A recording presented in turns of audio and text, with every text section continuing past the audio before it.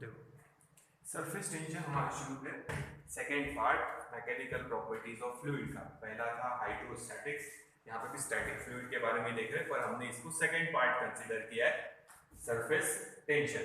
अब हम उसमें देखेंगे कैपिलरी एक्शन। ये पहले बताया ना, फिर से एक बार देख लो।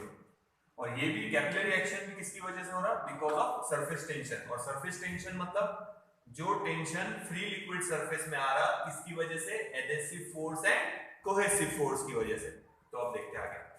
Then suppose this is a container which is filled with a liquid which partially wet the solid, partially wets the solid.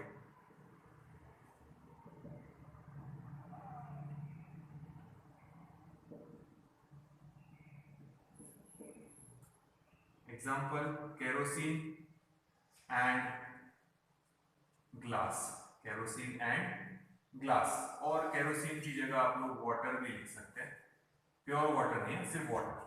ठीक है ना। सेकेंड कंटेनर लेंगे जिसमें हम फिल करेंगे liquid which does not wet the solid.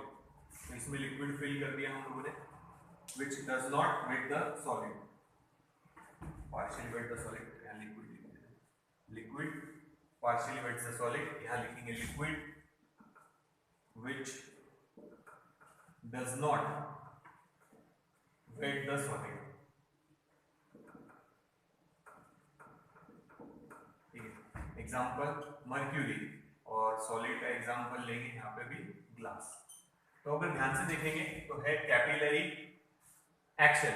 Capillary action मतलब अब हम यहाँ लेने वाले हैं कैपिलरी ट्यूब। पहले भी बताया है कैपिलरी ट्यूब इतनी मोटी नहीं है, ठीक है, वो तो पतली सी एक ट्यूब रहती, हेयर लाइक बोर रहता। Bore is very very small, यानी जो बीच वाला जो होल है ये बहुत स्मॉल है। इसकी डायमीटर है अप्रोक्सीमेटली समझो 1 mm के क्लोज। ठीक है, ये जो बोर है, ये जो होल है वो 1 mm है, यानी बहुत ही कम। हमारे हेयर लाइक बारीक, जैसे मैंने बताया अगर आप थर्मामीटर देखेंगे तो उसमें मर्क्यूरी की जो लाइन है वो एकदम पतली सी लाइन दिखती, बस वो कैपिलरी ट्यूब है। यहाँ पे एक बल्ब है जिसमें मर्क्यूरी है, जैसे जैसे मर्क्यूरी का टेम्परेचर बढ़ेगा वो एक्सपांड होगी, तो वो इस बल्ब में राइज होती, और हम जहां तक राइज हुई वहां पे टेम्परेचर जो लिखा रहता वो गिन लेते, तो वो भी कैपिलरी ट्यूब है। Thermometer is nothing but a capillary tube. तो कैपिलरी ट्यूब, कैपिलरी एक्शन देख रहे हैं तो हमको लगेगी कैपिलरी ट्यूब, दोनों तरफ से ओपन ट्यूब पता ही अपने को, पर वो मोटी ट्यूब्स रहती है। ये कैपिलरी ट्यूब है, इतनी पतली है, हेयर लाइक बोर, यानी अपना जो एक बाल है उसके से समझो थोड़ा या उसके कंपैरिजन में उतना पतला बोर है, यानी जो होल है वो उतना पतला है। तो उस बोर की समझो डायमीटर है approximately 1 mm, very very small bore. ठीक है, so capillary tube is made up of glass which has very small bore. Bore मतलब रेडियस, वो जो बीच में होल है it is very very small. ठीक है, अब यही कैपिलरी ट्यूब दिखाते समय तो बड़ी दिखाएंगे, एक्चुअल में वो कैपिलरी ट्यूब अगर आप ध्यान से देखेंगे, कभी केमिस्ट्री लैब में देखी होगी, इतनी मोटी रहती, पर उसका जो बोर है, जैसे हम ये देखो दिख रही है पेंसिल की लीड है, समझो अपन ये पेंसिल है ना, ये पेंसिल है, इसमें लीड डाल रहे हैं, तो वो जो लीड जितनी पतली है उतना स्मॉल बोर रहेगा उसका, समझो। तो ये है दिखने में मोटी, मगर लीड डालने के लिए जो जगह रहती उतना छोटा बोर है, समझो इसका। तो ऐसी कैपिलरी ट्यूब हम यूज करने वाले हैं। ठीक है, तो दिखाते समय तो बड़ी दिखाएंगे, समझो वो कैपिलरी ट्यूब हमने यहाँ डाल दी है, और वैसी एक कैपिलरी ट्यूब यहाँ डाल दिया, तो दिखाते समय हम बोर बड़ा दिखा रहे हैं, पर एक्चुअल में bore is very very small, और उसके डायमीटर कितना है 1 mm। तो जब आप कैपिलरी ट्यूब ऐसे लिक्विड में डालेंगे विच पार्शियली वेट द सॉलिड, तो लिक्विड लेवल उसमें थोड़ी सी ऊपर जाएंगी, ये लिक्विड लेवल यहां से ऊपर चली जाएंगी ऐसे, और शेप याद है ना कैसा रहेगा, जहां टच नहीं हो रहा वहां प्लेन बनाना, जहां टच हो रहा वहां पे कर्व बनाना। कैपिलरी ट्यूब में तो पूरा कर्व दिखेगा क्लियर, क्योंकि बोर बहुत स्मॉल है, दोनों तरफ से सॉलिड कांटेक्ट में ही है समझो। तो ये शेप बना है कॉनकेव, और थीटा देखेंगे तो एक्यूट है लेस देन 90 डिग्री, ये पहले बता चुका हूं। ठीक है, अब जब हम ये एग्जांपल कंसीडर करेंगे, दूसरा वाला, ये वाला एग्जांपल, तो मर्क्यूरी है, तो यहां देखो शेप कैसे बना है, ये ऐसे, ऐसे, ये पहले भी एक्सप्लेन किया है। तो जहां सॉलिड के साथ कांटेक्ट में वहां, जहां सॉलिड कांटेक्ट में नहीं है वहां स्ट्रेट प्लेन बनाना, और ये लिक्विड लेवल थोड़ा सा नीचे चली जाएंगे। और शेप देखो पहले भी बताया कैसा रहेगा, कॉन्वेक्स। तो यहां लिख लेते convex shape, theta is greater than 90 degree, या ऑब्ट्यूस एंगल बोल सकते हैं, यहां एक्यूट और ये ऑब्ट्यूस। तो अगर ये कैपिलरी ट्यूब ले और ऐसे लिक्विड में डाले where liquid partially wets the solid, तो लिक्विड उसमें थोड़ा सा ऊपर जाएगा, यानी ये जो कंटेनर की लेवल है लिक्विड की उससे ऊपर चला जाएगा। ये देखो, तो लिक्विड उसमें फिल हो गया, लिक्विड उसमें फिल हुआ है कैपिलरी ट्यूब में, ये लिक्विड उसमें फिल हुआ है, ठीक है, और हाइट बढ़ गई थोड़ी सी उसमें। तो आप घर पे करके देख सकते हैं, कैपिलरी ट्यूब तो आप लोग घर पे नहीं मिलने वाली। अगर पेन की रिफिल है, जो पेन की रिफिल एकदम पतली आती है, उसकी अगर इंक खत्म हो गई होगी तो उसका जो मेटल वाला टिप है वो निकाल दो। अब वो कैपिलरी ट्यूब आप पानी में डाल के देखो तो, या वो रिफिल आप पानी में डाल के देखेंगे तो आपको क्लियर दिखेगा कि पानी थोड़ा सा उसमें ऊपर गया है। और वो क्यों गया उसका रीजन हम बाद में देखेंगे, अभी सिर्फ एक्सप्लेनेशन दे रहे, एग्जांपल ले रहे कि क्या हो रहा वहां पे, ठीक है। तो आप रिफिल वाला एग्जांपल करके देखना, मोटी जेल पेन वाली रिफिल नहीं, एकदम पतले पतले पेन वाली रिफिल आते हैं ना, डॉट पेन वाली रिफिल जिसमें एकदम पतली रिफिल रहती है, इंक खत्म, उसका सामने वाला मेटल वाला जो पार्ट है वो निकाल लो और रिफिल को आप पानी में डालो, ग्लास में पानी भर लो और उसमें रिफिल थोड़ी इंसर्ट करो, तो आप क्लियरली देखेंगे कि रिफिल में पानी लेवल से थोड़ा सा ऊपर दिखेगा आप लोग, ठीक है। मर्क्यूरी का एग्जांपल देख नहीं सकते, जो भी एग्जांपल देखने को मिलेगा हमको डे टू डे लाइफ में इसी का एग्जांपल देखने को मिलेगा, where liquid partially wet the solid. क्योंकि हम जो लिक्विड यूज करते हैं वाटर यूज कर रहे हैं, जनरली वाटर है या केरोसिन है, तो they partially wet the solid. तो ये mercury day to day life में हम यूज नहीं करते, थर्मामीटर के अंदर है, यूज का तो कोई सवाल ही नहीं है, तो इसके एग्जांपल आपको डे टू डे लाइफ में देखने को नहीं मिलेंगे। पर मैं जो रिफिल वाला बता रहा वो आप घर पे करके देख सकते हैं। रिफिल लो पतली वाली, उसमें की इंक खत्म हो गई होगी तो उसका वो मेटल वाला टिप निकाल दो और आप उस रिफिल को इसमें डालो, लिक्विड में, पानी में, वाटर, हमारे पास लिक्विड कौन सा है, water, which partially wets the solid. तो रिफिल में थोड़ा सा लिक्विड ऊपर आएगा। अगर आप एक तरफ से उसको बंद कर दे, इधर से पानी में डालने के बाद अगर इसको बंद कर दे और वो कैपिलरी ट्यूब बाहर निकाल ले, समझो ये कैपिलरी ट्यूब मैंने बाहर निकाल ली, तो इतना लिक्विड उसमें कैपिलरी ट्यूब में ही रह जाएगा या उस रिफिल में रह जाएगा। आपने इधर से बंद करके रखना है, जैसे ही आप फिंगर इधर से हटाएंगे वो 2-3 ड्रॉप नीचे गिर जाएंगे। ये शायद आप लोगों ने केमिस्ट्री लैब में यूज किया है टाइट्रेशन के टाइम। आजकल तो खैर ड्रॉपर वगैरह रख देते हैं, पर हम जब 11th-12th में थे तो मिथिल ऑरेंज या इंडिकेटर जो भी डालते होंगे आप लोग, तो वहां पे क्या करते थे, कैपिलरी ट्यूब रखी हुई रहती थी हमारी, हम पीछे कैपिलरी ट्यूब डालते थे, उसमें पीछे उंगली लगा देते थे। अब इस कैपिलरी ट्यूब में जितना लिक्विड राइज हुआ है ऊपर, आप उंगली लगा देंगे तो इतना लिक्विड उसमें रह जाएगा जब आप उसको बाहर निकालेंगे। अब पीछे से उंगली हटा दो तो ये 1-2 ड्रॉप जो है वहां पे वो वापस नीचे गिर जाएंगे। तो इस तरह हम लोग वो इंडिकेटर टाइट्रेशन के टाइम ऐड करते हैं। तो हम ड्रॉपर नहीं यूज करते थे तब हमारे वहां पे एक टाइट्रेशन सबके अलग अलग, मिथिल ऑरेंज या जो भी इंडिकेटर रहता था वो एक टेबल पे रखा रहता था, आप जाओ आपके बीकर में वो 2-3 ड्रॉप इंडिकेटर के डाल दो, मिथिल ऑरेंज या जो भी होगा। तो हम वहां कैपिलरी ट्यूब हमको रखी हुई मिली थी या मिलती थी, ठीक है। तो ड्रॉपर यूज नहीं करते थे हम लोग। तो घर पे करके देखना, आप जब रिफिल डालेंगे तो डालने के बाद लिक्विड राइज होगा, ये दिख गया, आप पीछे से उंगली से बंद कर दो और उसको बाहर निकालो, उतने लिक्विड उसमें रह जाएगा। आप जैसे फिंगर हटाएंगे वो भी लिक्विड नीचे गिर जाएगा। तो वो लिक्विड उसमें राइज हुआ है बिकॉज ऑफ सरफेस टेंशन, इसमें लिक्विड थोड़ा सा नीचे गया है बिकॉज ऑफ सरफेस टेंशन। तो when we insert a capillary tube, तो कैपिलरी ट्यूब क्या है, it is a tube which is made up of glass, glass से बनी हुई ट्यूब है, जैसे हमारा thermometer. It is a tube which is made up of glass having very small bore, उसका जो बोर है, इसमें का जो होल है, it is very very small, approximately कितना है 1 mm, ठीक है। When that capillary tube is dipped inside a liquid which partially wets the solid, ऐसे लिक्विड में डालेंगे जो पार्शियली वेट कर रहा सॉलिड को, then the liquid rises in that capillary tube, and when that capillary tube is dipped inside a liquid which does not wet the solid, then the level of liquid falls down.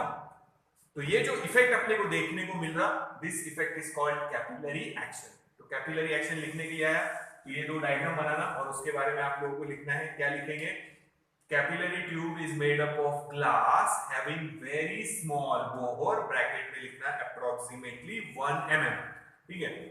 When that capillary tube is dipped inside a liquid which partially wets the solid, example kerosene and glass or water and glass, the liquid rises in that capillary tube. When that same capillary tube is dipped inside a liquid which does not wet the solid, the level in that capillary tube, उसमें जो liquid की level है, it falls down. This effect is called capillary action. इसी effect को बोलते हैं capillary action. इसके मैं कुछ एग्जांपल बताऊंगा। इसके एग्जांपल हमारे पास नहीं है क्योंकि डे टू डे लाइफ में हम मर्क्यूरी कहीं यूज नहीं करते, तो इसके दो चार एग्जांपल बताऊंगा डे टू डे लाइफ के, ऑब्जर्व करना आप लोगों ने। रिफिल का एक बार आप लोगों ने डेफिनेटली घर पे करके देखना है एक्सपेरिमेंट। सामने होते क्लास में तो फिर मैं एक्सपेरिमेंट करके भी दिखाता, किसी को बोलते थे भाई रिफिल लेके आओ, तो यहाँ एक्सपेरिमेंट करके भी दिखा सकते थे अपन, पर अभी आप लोगों ने रिफिल का एक बार घर पे ट्राई करना है। रिफिल ले लो, पतली वाली रिफिल, ठीक है। पतली वाली रिफिल आप जब उसमें डालेंगे, मेटल टिप हटा देना और इंक नहीं होनी चाहिए, तो लिक्विड उसमें थोड़ा सा ऊपर जाएगा, आपको क्लियर दिख जाएगा कि ग्लास में जो पानी की लेवल है उससे रिफिल में थोड़ी सी लेवल ज्यादा है। आप इसके पीछे फिंगर लगा लो और उसको बाहर निकाल लो, इतना लिक्विड उसमें रह जाएगा रिफिल। फिंगर हटा, वो लिक्विड भी वापस नीचे गिर जाएगा, ठीक है। और मर्क्यूरी का एग्जांपल आपको देखने को नहीं मिलेगा। शेप तो पहले ही समझा चुके हैं कि कॉनकेव और कॉन्वेक्स क्यों बनता, वो भी था बिकॉज ऑफ सरफेस टेंशन यानी cohesive force and adhesive force. इसके कुछ एग्जांपल बता रहा हूं, वो देख लेते हैं अभी। पहले ये कैपिलरी एक्शन की डेफिनेशन नोट डाउन करो, व्हाट इज कैपिलरी एक्शन, और उसके एग्जांपल दो, तो ये क्वेश्चन आ सकता है 2 मार्क। तो कैपिलरी एक्शन एक बार फिर से सुन लो। A capillary tube is made up of glass, capillary tube कैसे बना है, ग्लास से, having very small bore approximately 1 mm. When that capillary tube is dipped inside a liquid which partially wets the solid, the level of the liquid in that capillary tube rises up, जो आजू बाजू की level है उससे ऊपर चली जाएगी उसमें। When that same capillary tube is dipped inside a liquid which does not wet the solid, the level of the liquid in that capillary tube falls down. ऐसा क्यों हो रहा? इसके बाद जैसे होने के बाद एग्जांपल पूरा एक्सप्लेनेशन देखेंगे। पहले इसके 2-3 एग्जांपल बता देता, इसके तो नहीं है, मर्क्यूरी हम यूज ही कहाँ करते डे टू डे लाइफ में, तो एग्जांपल जो बताएंगे डे टू डे लाइफ में इसके बताऊंगा, और एग्जांपल ही रहेगा वाटर, क्योंकि हम डे टू डे लाइफ में रोज क्या यूज करते हैं, लिक्विड वाटर। वाटर बोलो मिल्क में भी आजकल वाटर ही है, तो वो छोड़ देते हैं, ठीक है। तो इसके एग्जांपल नहीं है, इसके 2-3 एग्जांपल बताता, फिर एक्सप्लेनेशन देखेंगे कि ऐसा और ऐसा क्यों हो रहा। रीजन वही है सरफेस टेंशन की वजह से, पर क्यों हो रहा वो एक्सप्लेनेशन देखेंगे। देखते हैं, पहले इतना नोट डाउन कर लो या पढ़ लो। कैपिलरी एक्शन आया तो जो मैंने बताया अभी वो आप लोगों को लिखना है, नोट डाउन कर लो।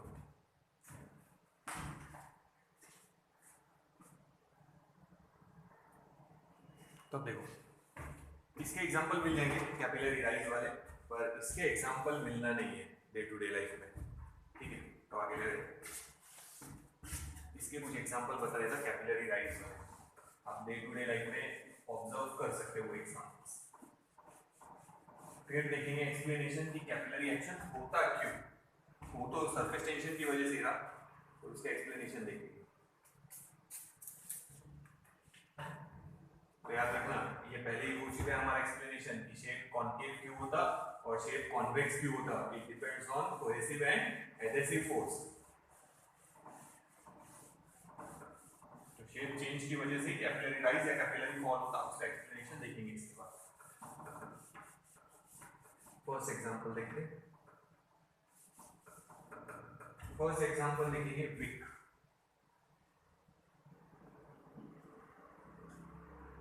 विक का मतलब होता वात, मराठी में वात बोलेंगे या बत्ती बोलेंगे, दिए में जो लगाते हैं। ये समझो दिया है, ठीक है, इसमें है तेल, ये हमने डाल दिया तेल, ठीक है। दिए लगाते हैं अपन, एग्जाम में भी लगाते और दिवाली में भी लगाते, तो दिए पता ही है आप लोगों को, ठीक है। हाँ, अब इसमें हम लोग डालेंगे विक। विक मतलब वात या बत्ती जिसको बोलते हैं, कॉटन की बनाते हैं अगर ध्यान होगा तो वो हमने यहाँ पे इंसर्ट कर दिया यहाँ पे। अभी वात दूसरे कलर की कैसे बनाओ, दिया ब्लैक है, दूसरा कलर हमारे पास है भी नहीं, तो समझो ये वात ही है समझो, ठीक है, ब्लू कलर की। और यहां पे फ्लेम है, ये में यहां पे फ्लेम है, जबकि इसके और इसके बीच में गैप है। बात यहां है ऑयल के अंदर और फ्लेम ऑयल के बाहर है इधर। अब इन दोनों में गैप है, तो ऑयल यहां से उस फ्लेम तक पहुंचेगा कैसे? Because of capillary action. जब हम वो कॉटन की बत्ती बनाएंगे या बात बनाएंगे या विक बनाएंगे, WICK विक बनाएंगे, तो उसको हम ट्विस्ट कर दें, तो कॉटन का होने की वजह से उसमें वो लिक्विड एब्जॉर्ब हो जाता। क्यों एब्जॉर्ब हो जाता? बिकॉज ऑफ कैपिलरी एक्शन, ठीक है। और वो लिक्विड फिर यहां से यहां तक पहुंचेगा। पुराने जमाने में बोलो या गांव में ऐसा यूज करते थे, खाली बॉटल, जनरली दारू की खाली बॉटल यूज हो जाती थी वहां पे, ठीक है।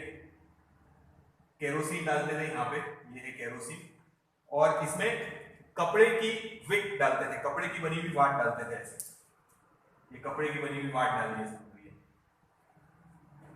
ठीक है। और यहाँ पे फ्लेम है, दिया जलाते थे। मराठी में इसको टेंबा बोलते थे। अब ठीक है, आप लोगों ने सुना नहीं होगा, मराठी वालों ने तो बिल्कुल ही नहीं सुना होगा, हिंदी वालों ने तो और भी बिल्कुल नहीं सुना होगा। पर गांव में जनरली ये जब इलेक्ट्रिसिटी बहुत जाती थी, इलेक्ट्रिक गांव में नहीं था, करंट नहीं था समझो, या इलेक्ट्रिसिटी नहीं थी, तब ऐसा वो जनरली यूज करते थे। आजकल तो ठीक है, पूरे गांव में इलेक्ट्रिसिटी है, वहां पे भी समझो बहुत सारे घरों में इन्वर्टर वगैरह भी आ गए, आजकल इमरजेंसी लाइट वगैरह, टॉर्च वगैरह यूज करने लगे। पर अभी भी वहां पे ऐसी अरेंजमेंट यूज होती, नीचे केरोसिन, यहाँ पे कपड़े की विक या वाट डाल देते थे, और यहाँ फ्लेम है। अब कपड़ा वो धीरे धीरे एब्जॉर्ब करेगा, तो उसमें लिक्विड राइज होता ऊपर तक। क्यों राइज होता? कपड़ा भी कॉटन का यूज करना पड़ेगा वहां पे, because of capillary action. Capillary action से यहां से लेके ऑयल उस फ्लेम तक कंटिन्यूअसली सप्लाई होता रहेगा।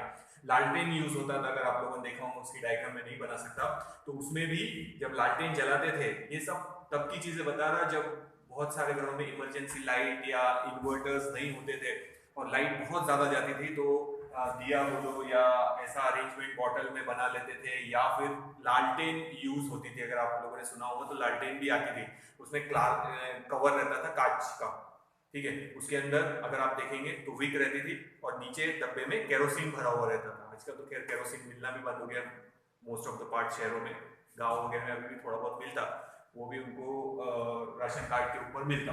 तो पहले जनरली नॉर्मली हर एक के घर में वो लालटेन रहती थी, तो उसमें डालते थे केरोसिन और उसमें विक डालते थे और उसको जलाते थे, और वो ग्लास का कवर उसके ऊपर रख देते थे। तो ये हो गया एक एग्जांपल कि oil from the lamp rises because of capillary action through wick, wick के थ्रू राइज होगा। सेकेंड एग्जांपल देखते हैं।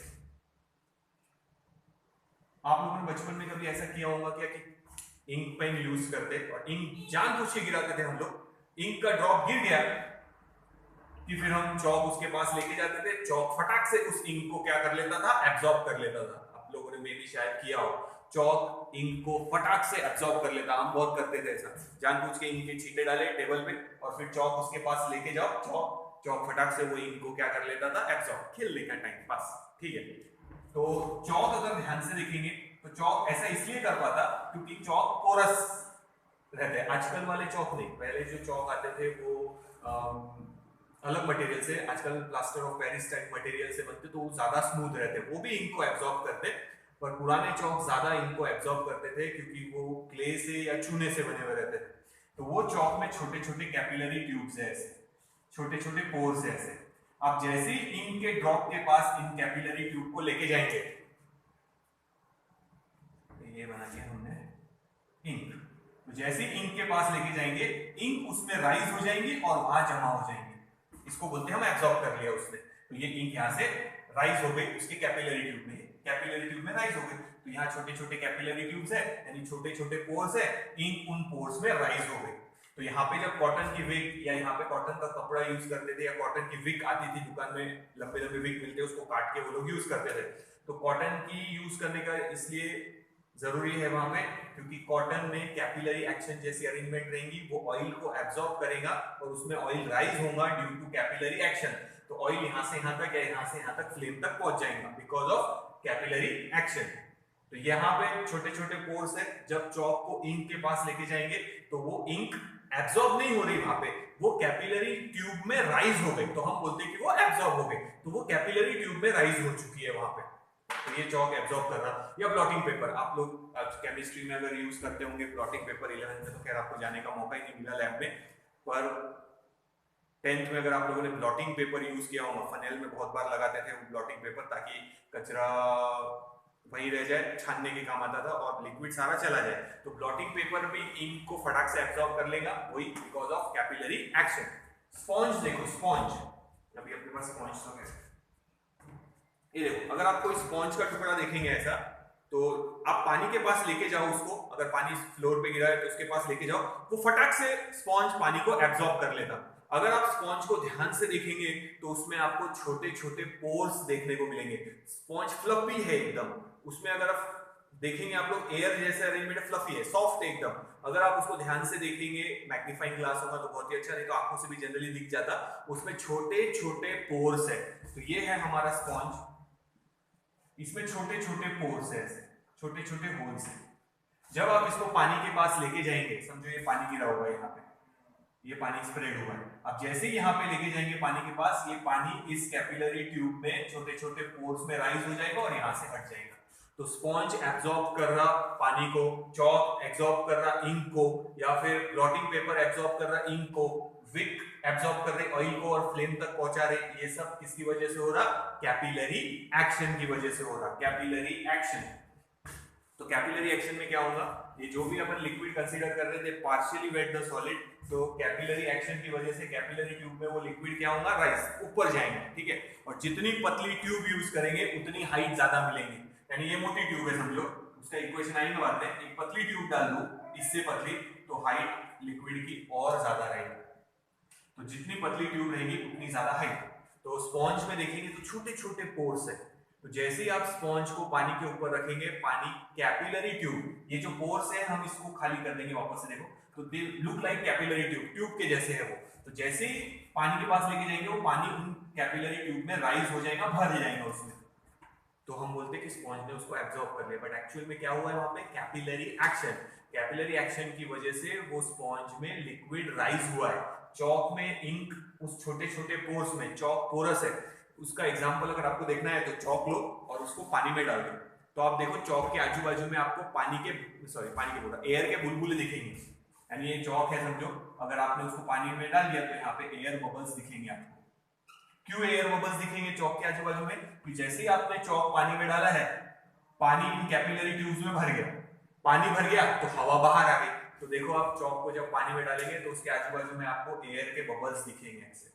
क्यों दिखेंगे? क्योंकि कैपिलरी एक्शन की वजह से पानी पोर्स में चला गया और पोर्स में की हवा बाहर निकल गई, तो वहां पे भी कैपिलरी एक्शन की वजह से, स्पॉन्ज में भी कैपिलरी एक्शन की वजह से ही पानी एब्जॉर्ब हो रहा, चौक में भी इंक एब्जॉर्ब हो रही कैपिलरी एक्शन की वजह से, या फिर हम बोलेंगे ब्लॉटिंग पेपर इंक को एब्जॉर्ब कर रहा, और विक का एग्जांपल भी कैपिलरी एक्शन में ही आएगा। ट्री देखो आप लोग, कुछ कुछ ट्री की हाइट बहुत ज्यादा रहती, ट्रॉपिकल एरियाज में बोलो, कुछ कुछ ट्रीज इतने लंबे रहते कि 5 फ्लोर 6 फ्लोर 7 फ्लोर 8 फ्लोर, यानी इतने ज्यादा हाइट के पेड़ रहते हैं। अब पानी को रूट्स एब्जॉर्ब करते हैं यहाँ से, तो ये हाईएस्ट पॉइंट तक वाटर पहुंचता कैसे? वो भी पहुंचता because of capillary action. Xylem and phloem नाम के दो टिश्यूज है जो सैप और वाटर को, रूट जो एब्जॉर्ब करेंगे सैप एंड वाटर, तो वो पूरे प्लांट तक, पूरे ट्री तक पहुंचाने की जिम्मेदारी उन दो टिश्यूज की है, xylem and phloem, and they are like a capillary tube, एक खाली ट्यूब के जैसे वो जाइलम एंड फ्लोएम टिश्यूज। तो वो जैसे ही रूट पानी एब्जॉर्ब करेंगी तो पानी उनमें राइज होता बिकॉज ऑफ कैपिलरी एक्शन, और वो इतने ज्यादा पतले हैं कि ट्री की कितनी भी हाइट रहे, मैंने पहले बोला जितनी पतली ट्यूब यूज करेंगे उतनी हाइट ज्यादा रहेगी लिक्विड की, उसमें जो लिक्विड उसमें राइज होगा। इसका इक्वेशन बाद में आएगा कि पतली ट्यूब, जितनी पतली ट्यूब यानी रेडियस जितनी कम, हाइट उतनी ज्यादा, ये हम बाद में प्रूफ कर देंगे कि रेडियस जितनी कम रहेगी हाइट उतनी ज्यादा रहेगी। तो जाइलम एंड फ्लोएम जो प्लांट में दो टिश्यूज है, आपने बायो में पढ़ा होगा, जिनका बायो है और नहीं भी होगा तो सर्च करके देखना, जाइलम एंड फ्लोएम दो टिश्यूज है, प्लांट टिश्यूज है, वो कैपिलरी ट्यूब की तरह एक्ट करेंगे। उनका काम है पूरे प्लांट में, पूरे समझो ट्री में, हर पत्ते तक, हर एंड तक पानी प्रोवाइड कराना, और वो होता बिकॉज ऑफ कैपिलरी एक्शन। वहां कोई मोटर नहीं लगी है कि इतने ऊपर तक पानी पूरे ट्री तक पहुंच जाएगा, हर कॉर्नर तक पहुंच जाएगा, वहां पे भी वाटर पहुंच रहा बिकॉज ऑफ कैपिलरी एक्शन।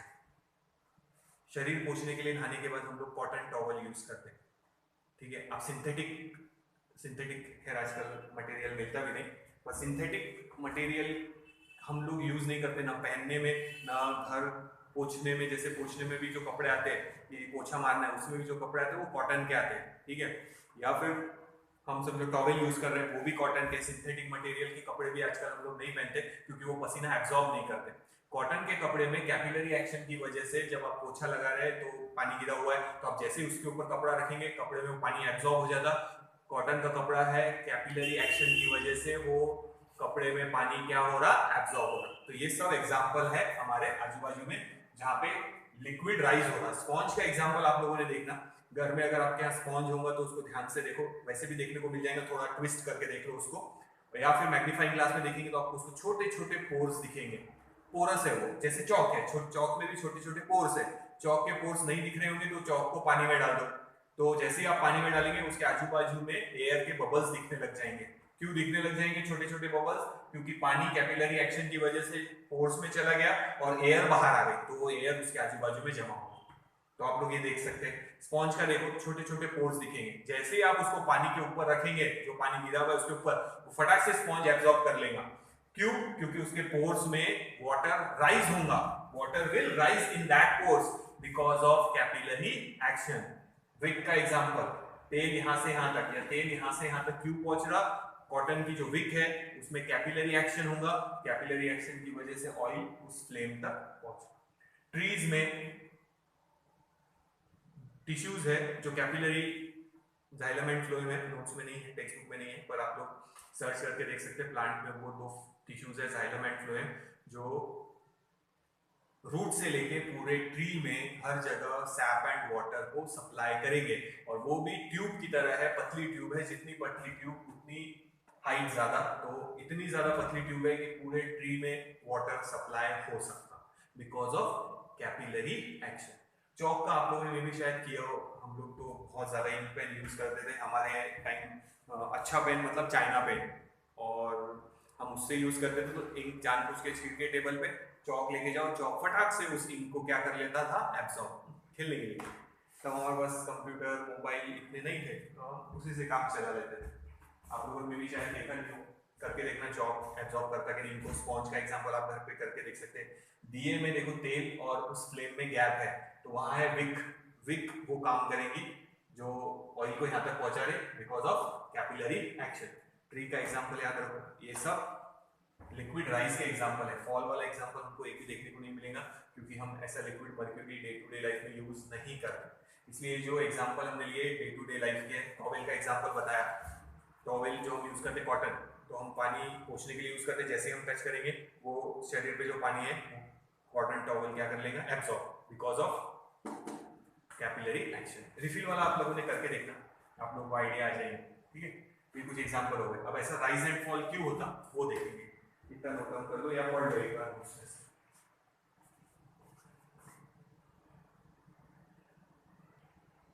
अब देखो, अब एक्सप्लेनेशन देख रहे हैं कैपिलरी राइज का,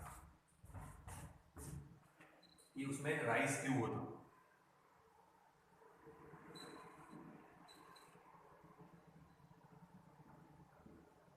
कैपिलरी राइज का एक्सप्लेनेशन देखते हैं थ्योरेटिकली ध्यान दो। ये है कंटेनर, दो डायग्राम बना रहे हैं, उसी का आगे बनाएंगे बाद में, पहले एक बना देते हैं। तो इसमें हमने लिक्विड फिल किया है which partially wets the solid, liquid which partially wets the solid। Example है केरोसिन एंड ग्लास, या आप केरोसिन की जगह वाटर भी ले सकते हैं, प्योर वाटर नहीं है, केरोसिन एंड ग्लास। तो देखो शेप कैसा हो जाएगा, पहले शेप के बारे में समझते। ये बीच में नहीं है, जहां सॉलिड लिक्विड कांटेक्ट में वहां पे शेप ऐसा हो जाएगा, लिक्विड थोड़ा ऊपर की तरफ राइज होगा। और ये क्यों राइज होगा ये आप लोगों को पहले ही समझा चुका हूं, बिकॉज ऑफ सरफेस टेंशन। और सरफेस टेंशन किसकी वजह से? Because of adhesive force and cohesive force. तो ये पहले हम देख चुके हैं, देखो कॉन्वेक्स शेप बन गया। तो यहाँ तो प्लेन दिखेगा क्योंकि सॉलिड लिक्विड कांटेक्ट में नहीं है, बट जहां सॉलिड लिक्विड कांटेक्ट में है वहां आपको ऐसा शेप चेंज देखने को मिल जाएगा, लिक्विड थोड़ा सा ऊपर की तरफ राइज होगा। ठीक है, अब इसमें डालेंगे कैपिलरी ट्यूब। ये डाल दिया हम लोगों ने कैपिलरी ट्यूब। कैपिलरी ट्यूब इतनी मोटी नहीं रहती है, हम लोग दिखा रहे हैं कभी।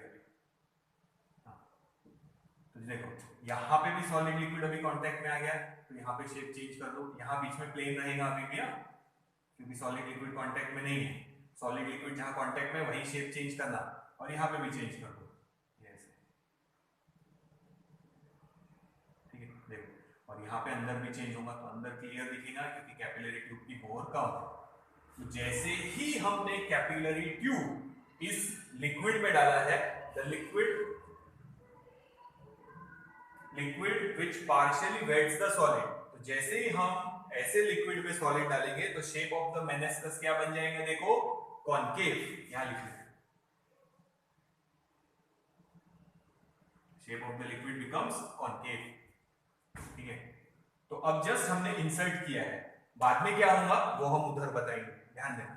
तो हम कुछ पॉइंट मार्क कर रहे हैं यहाँ पे ए, तो ए पॉइंट के बारे में लिखना, A point is inside the capillary tube। कहाँ है? Inside the capillary tube, just above the concave surface। concave surface क्यों हुआ है? पहले ये एक्सप्लेनेशन हो चुका है एडहेसिव फोर्स और कोहेसिव फोर्स से, कि जब लिक्विड पार्शियली वेट करता तो शेप ऑफ द मेनिस्कस बनता कॉनकेव, और जब liquid does not wet the solid है तो शेप ऑफ द मेनिस्कस बनता कॉन्वेक्स। ये पहले एक्सप्लेन कर चुके हैं, तो यहाँ बन गया कॉनकेव। और हम प्रेशर के बारे में भी एक्सप्लेन कर चुके हैं, प्रेशर का काम आने वाला है यहाँ पे।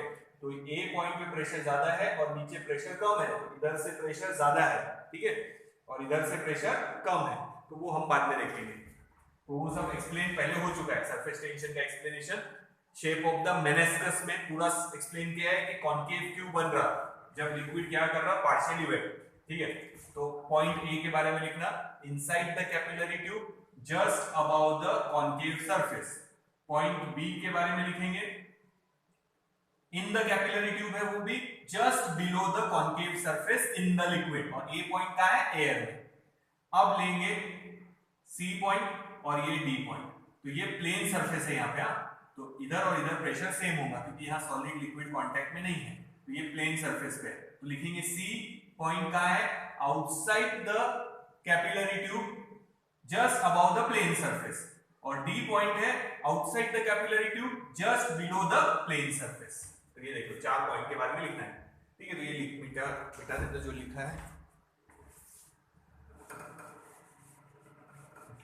शेप कैसे चेंज हुआ वो शेप ऑफ द मेनिस्कस में हो चुका है, कोहेसिव फोर्स और एडहेसिव फोर्स पे समझाया था। तो अब शेप चेंज हो चुका है, जैसे ही आपने कैपिलरी ट्यूब डाला शेप चेंज हो गया। ठीक है, शेप चेंज हो गया क्योंकि सॉलिड लिक्विड कांटेक्ट में है। पहले जब हमने बनाया था तो इधर और इधर खाली शेप चेंज किया था, फिर हमने इधर और इधर भी शेप चेंज किया और अंदर भी शेप चेंज किया है। क्यों? बिकॉज सॉलिड और लिक्विड कांटेक्ट में आए हैं। अब ध्यान से देखना आगे क्या लिखे, तो यहां लिखेंगे पी ए, तो ए पॉइंट पे प्रेशर है पी ए, बी पॉइंट पे प्रेशर है पी बी, तो पी ए और पी बी। ठीक है, फिर से देखो ये यहां से कॉनकेव है तो डेफिनेटली इधर से प्रेशर ज्यादा है, तो हम ऐसा सिंबल देंगे और यहां रीजन लिखेंगे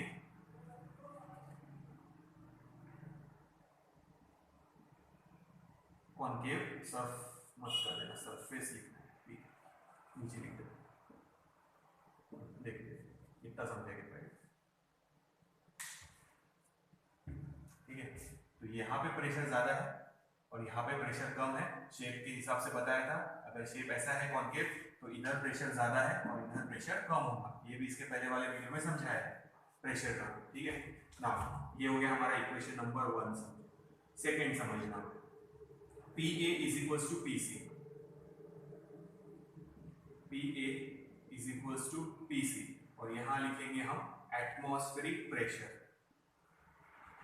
एटमॉस्फेरिक प्रेशर इसलिए लिख रहा क्योंकि यहां से ओपन है, मतलब ये भी एयर में है और ये भी एयर में है, दोनों की हाइट सेम है, तो दोनों एयर में है तो दोनों जगह प्रेशर सेम।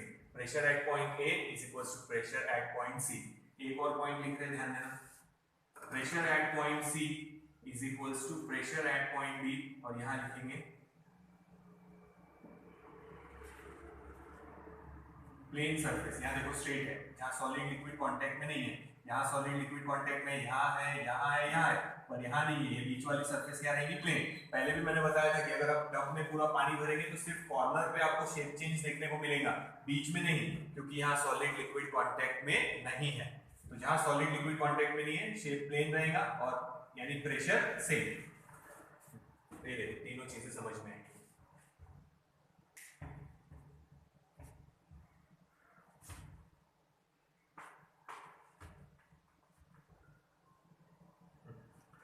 पहला इक्वेशन वापस से लिखना, PA is greater than PB, ये वापस से लिख लिया, ठीक है। अब PA की जगह आप क्या लिख सकते हैं? देखो ये PC, देखो ये PA is greater than PB, ये तो समझ में आ गया।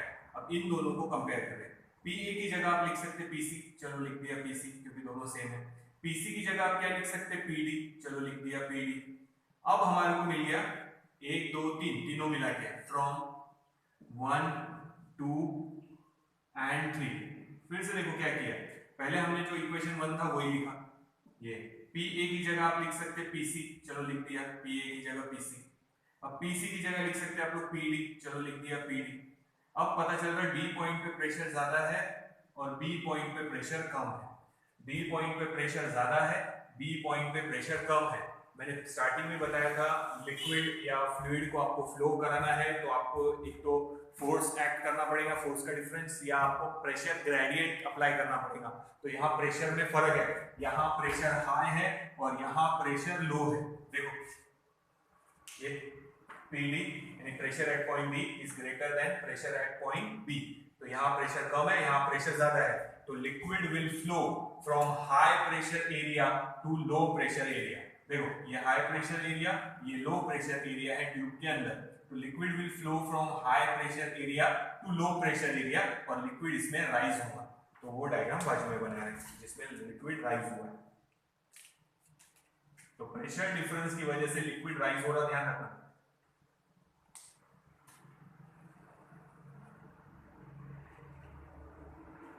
अब लिक्विड यहाँ पे राइज बता देंगे, तो पूरा लिक्विड है, तो लिक्विड उसमें राइज हो गया, ठीक है। लिक्विड राइज किसकी वजह से हुआ है?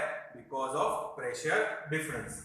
अब ये पॉइंट है C, ये पॉइंट है D, और वहीं पे पॉइंट है B, और ये पॉइंट हमारा A, ठीक है। अब देखो लिक्विड इसमें राइज हो गया, तो B पॉइंट पे पहले तो जस्ट लेवल के नीचे था, यानी एटमॉस्फेरिक प्रेशर ही था समझो। अब इतने हाइट का भी प्रेशर, लिक्विड का भी प्रेशर इसमें क्या हो गया? इंक्रीज हो गया। तो लिक्विड राइज होगा इसमें जब तक यहाँ का और यहाँ का प्रेशर सेम नहीं हो जाता। समझ में आ रहा? पहले ये पानी के नीचे दबा हुआ नहीं था, ये जस्ट लिक्विड के नीचे था। अब जैसे जैसे लिक्विड यहाँ से यहाँ फ्लो होगा, इसके ऊपर पानी की हाइट बढ़ते जा रही, पानी की हाइट बढ़ते जा रही, मतलब उसके ऊपर पानी का प्रेशर बढ़ते जा रहा। जब D और B पॉइंट पे प्रेशर सेम हो जाएगा तो लिक्विड फ्लो यहाँ से बंद हो जाएगा, बस वहां पे लिक्विड राइज होना रुक जाएगा। तो लिक्विड राइज होगा इधर से कैपिलरी ट्यूब में कब तक? जब तक D और B पॉइंट पे प्रेशर सेम नहीं हो जाता। तो याद रखना, प्रेशर B पॉइंट पे ज्यादा है, B पॉइंट पे कम है। तो जब आप प्रेशर डिफरेंस देखेंगे तो liquid flows from high pressure area to low pressure area, तो लिक्विड इधर से इधर राइज होगा इसमें। कब तक राइज होगा? जब तक दोनों जगह प्रेशर सेम नहीं हो जाता। तो समझ में आ रहा? ये लिक्विड के जस्ट नीचे है अभी, तो अभी यहाँ लिक्विड का प्रेशर नहीं है कुछ भी, पर जैसे जैसे उसमें लिक्विड राइज होगा तो यहाँ पे लिक्विड का भी प्रेशर क्या होते जा रहा है? इंक्रीज। तो लिक्विड उसमें कब तक राइज होगा? जब तक इस पॉइंट और इस पॉइंट पे प्रेशर सेम नहीं हो जाता। तो यहाँ प्रेशर डिफरेंस की वजह से लिक्विड अपवर्ड डायरेक्शन में राइज हो रहा।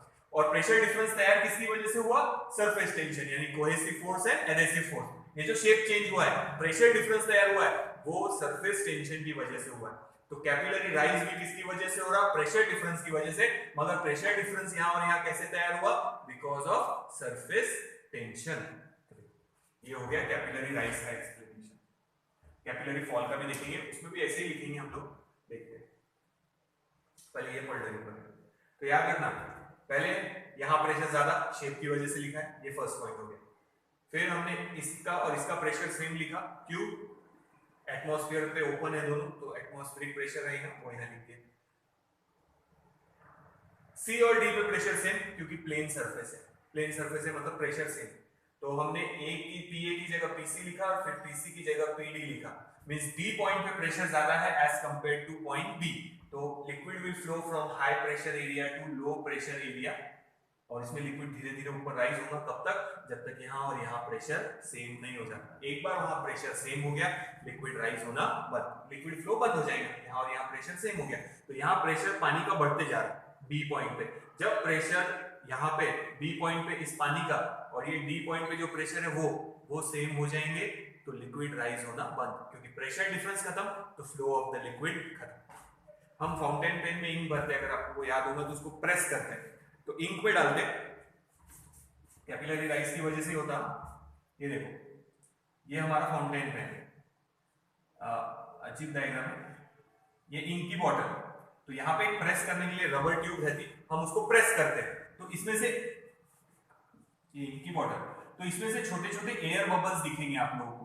तो पहले अंदर भी एयर थी, बाहर भी एयर थी, तो प्रेशर सेम था। हम लोगों ने क्या किया, जैसे ही अंदर से हवा बाहर निकाल देंगे, अंदर तैयार हो गया वैक्यूम और बाहर है एयर, तो प्रेशर डिफरेंस की वजह से वो लिक्विड उस फाउंटेन पेन में राइज होगा। तो फाउंटेन पेन भरते समय देखो, वो निप उसमें इंक पे डुबा देते और अपन उस रबर वाले पार्ट को प्रेस करते। अगर आप लोगों ने देखा होगा फाउंटेन पेन, नहीं तो आजकल तो मैंने क्लास में भी देखा है, फेयर बुक में भी हम 50 पैसे वाले, 1 रुपए वाले, 2 रुपए वाले पेन से लिख लेते, सादे वाले जो यूज एंड थ्रो आते हैं। फाउंटेन पेन अगर आप लोगों ने देखा होगा, अगर कभी उसमें इंक भरा होगा तो देखो, टिप इंक में डुबा देते और उसके पीछे रबर का पैड जैसा रहता है, उसको हम प्रेस करते, तो उसमें से बबल निकलते दिखेंगे। तो एयर बाहर निकल गई, अंदर हो गया वैक्यूम, बाहर है एयर, तो एयर के प्रेशर की वजह से वो लिक्विड उसमें राइज होगा, जैसे यहाँ होगा।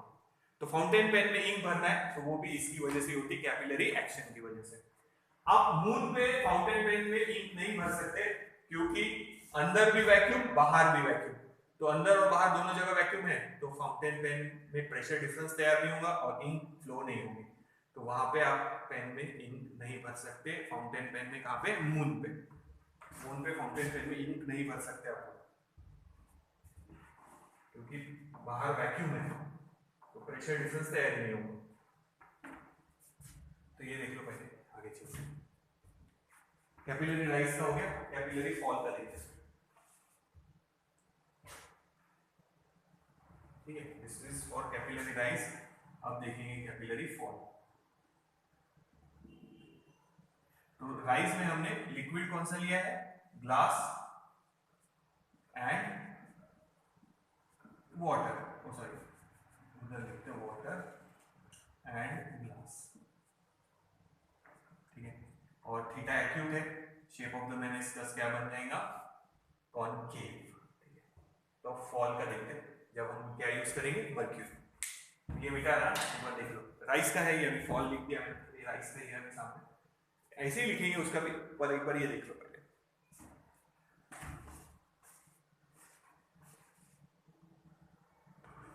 अब हम देखेंगे एक्सप्लेनेशन कैपिलरी फॉल का। कैपिलरी फॉल के लिए हम ऐसा लिक्विड यूज करने वाले हैं which does not wets the solid, जो सॉलिड को वेट नहीं करेगा, ऐसा लिक्विड। एग्जांपल मर्क्यूरी है और हम सॉलिड लेंगे उसके साथ ग्लास, तो capillary tube is made up of glass. तो पहले हम कंटेनर लेंगे जिसमें अभी कुछ भी नहीं है, और इसमें भरेंगे लिक्विड मर्क्यूरी। तो यहाँ तो स्ट्रेट दिखेगा, और जहाँ सॉलिड लिक्विड कांटेक्ट में वहां देखो ऐसा शेप मिलेगा, नीचे की तरफ झुका हुआ।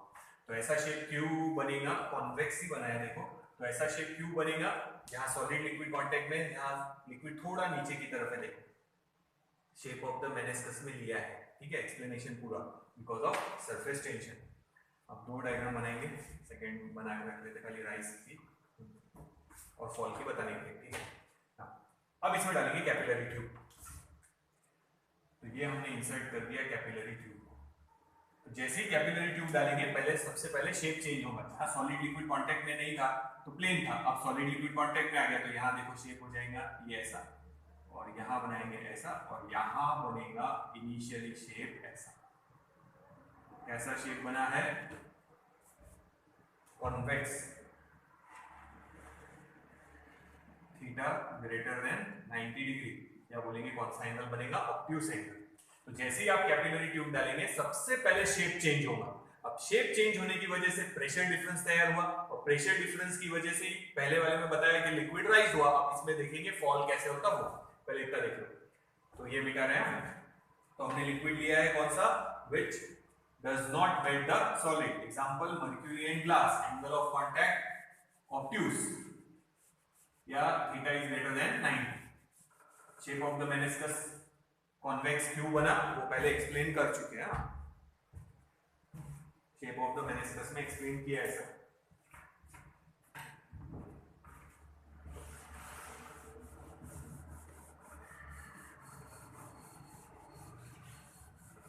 चलो इधर देखते हैं, तो फिर से 4 पॉइंट लेंगे, ए बी सी डी। फिर से लिखेंगे ए पॉइंट का है, पहले लिखना ए पॉइंट का है। ए पॉइंट है, 4 पॉइंट कंसीडर किए, उसमें ए पॉइंट का है inside the capillary tube just above the convex surface, convex surface के ऊपर जस्ट कैपिलरी ट्यूब में। बी पॉइंट का है inside the capillary tube just below convex surface, convex surface के जस्ट बिलो, ठीक है। और इधर पूरा लिक्विड है, नीचे लिक्विड नहीं बता रहे तो नहीं तो सब पॉइंट मिक्स हो जाएंगे।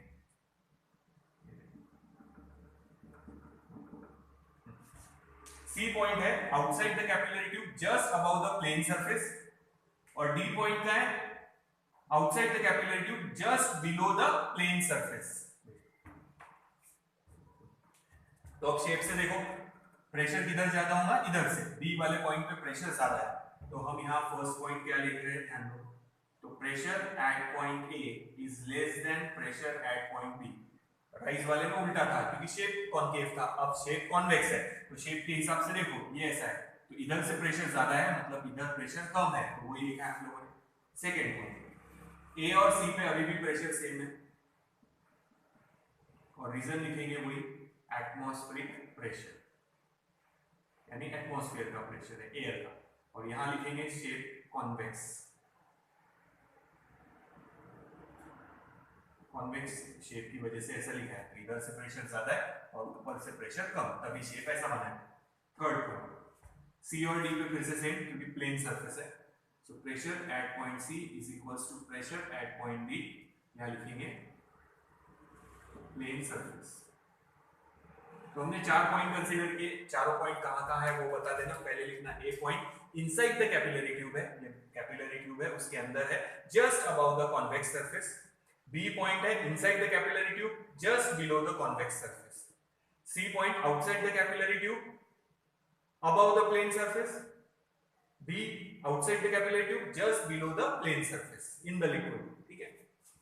तो A पॉइंट पे प्रेशर PA, B पॉइंट पे प्रेशर PB, यहाँ पे PC, यहाँ पे PD, तो ये हो गया। तो पहला हम वापस से लिख रहे हैं, ध्यान देना, PA is less than PB, यानी प्रेशर B पॉइंट पे ज्यादा है, ठीक है, शेप के हिसाब से ना। पी ए की जगह आप क्या लिख सकते हैं, पीसी, चलो लिख दिया। फिर पीसी की जगह क्या लिख सकते, देखो पीसी की जगह क्या लिख सकते हैं, पीडी, चलो लिख दिया वो भी। तो ये आया फ्रॉम इक्वेशन 1, 2 एंड 3, ठीक है, समझे। तो अब ये देखो, तो अब हमारे को ये पता चला कि ऐसे टाइप में प्रेशर बी पॉइंट पे ज्यादा है और यहां प्रेशर कम है, तो हम लिखेंगे यहां पे प्रेशर हाई है अंदर और बाहर प्रेशर लो है, तो लिक्विड कैसे फ्लो होगा, from high pressure area to low pressure area. पहले बताया कि लिक्विड फ्लो होने के लिए प्रेशर डिफरेंस लगेगा हमको यहाँ पे, तो लिक्विड फ्लो होगा high pressure area to low pressure area. तो कैपिलरी ट्यूब के अंदर नहीं, कैपिलरी ट्यूब के अंदर से बाहर की तरफ फ्लो होगा, तो ये लेवल थोड़ी नीचे जाएंगे, ज्यादा नीचे नहीं जाती पर थोड़ी नीचे जाएंगे। फिर से समझ में आया, तो देखो यहाँ प्रेशर हाई है, आ गया, और यहां प्रेशर लो है, ये तो liquid will flow from high pressure area to low pressure area, और लेवल नीचे जाएंगे कब तक, जब तक यहां और यहां प्रेशर सेम नहीं हो जाता, ठीक है। तो वो बना लेते हैं फॉल वाली डायग्राम। ये हमारी कैपिलरी ट्यूब,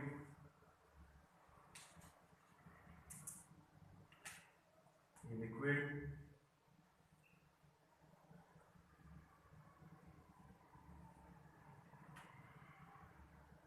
और ये लेवल थोड़ी सी नीचे आ गई, देखो, ठीक है। तो ये हमारा पॉइंट सी, ये हमारा पॉइंट बी, ये हमारा पॉइंट ए और ये हमारा पॉइंट बी। तो लिक्विड नीचे जा रहा, तो यहाँ से इधर की तरफ फ्लो हो रहा। कब तक? जब तक यहाँ का प्रेशर कम नहीं हो जाता। तो लिक्विड नीचे गया तो उसके ऊपर जितना लिक्विड था वो कम होते जा रहा, तो प्रेशर कम होते जाएगा। जब तक दोनों जगह का प्रेशर सेम नहीं हो जाता तब तक लिक्विड फ्लो होगा from inside the capillary tube to outside the capillary tube, अंदर से बाहर की तरफ। तो लेवल थोड़ी नीचे जाएगी, देखिए। तो कैपिलरी राइज हो रहा, कैपिलरी फॉल हो रहा बिकॉज ऑफ सरफेस टेंशन, क्योंकि सरफेस टेंशन की वजह से शेप चेंज हो रहा। शेप चेंज हो रहा मतलब प्रेशर डिफरेंस तैयार हो रहा। तो एक बार प्रेशर इधर से ज्यादा था और इधर कम था, तो इधर लिक्विड राइज हुआ। अब अंदर प्रेशर ज्यादा है तो बाहर की तरफ लिक्विड हुआ, तो लिक्विड फॉल हुआ। तो कैपिलरी एक्शन में अगर कैपिलरी ट्यूब लेंगे और ऐसे लिक्विड में डालेंगे विच पार्शियली वेट द सॉलिड, तो उसमें लिक्विड राइज होगा। और ऐसे लिक्विड में डालेंगे capillary tube where liquid does not wet the solid, the level of the liquid in that tube falls down. This phenomenon is called capillary action, और ये होता प्रेशर डिफरेंस की वजह से तैयार। तो ये हो गया कैपिलरी फॉल का। सेम वैसे ही है, पर पहली केस में यहाँ प्रेशर ज्यादा था, अब ये वाले केस में यहाँ प्रेशर ज्यादा है, ठीक है। तो वो सिर्फ इतना ये पॉइंट बदला, ये और ये सेम है। फिर लिखते समय लिखना बी पॉइंट पे प्रेशर ज्यादा है, बी पॉइंट पे प्रेशर कम है, तो liquid flows from high pressure area to low pressure area, इसलिए लेवल थोड़ा सा नीचे है। तो पहले यहाँ लिक्विड ज्यादा था, अब यहाँ लिक्विड थोड़ा कम हो गया। लिक्विड कम हो गया तो वहाँ प्रेशर कम हो गया, यहाँ प्रेशर बढ़ जाएगा। जब तक दोनों जगह का प्रेशर सेम नहीं हो जाता तो लिक्विड फ्लो होगा बाहर से, सॉरी अंदर से ट्यूब के बाहर की तरफ, लिक्विड में जाएंगे अंदर। तो देखो आगे इक्वेशन है, फिर कैपिलरी राइज का इक्वेशन। इसका इक्वेशन नहीं लेंगे, कैपिलरी राइज का इक्वेशन बनाना है वो देखते हैं। फिर इसके लिए वो कैसे अप्लाई करना वो भी समझूंगा। पहले ये देखिए,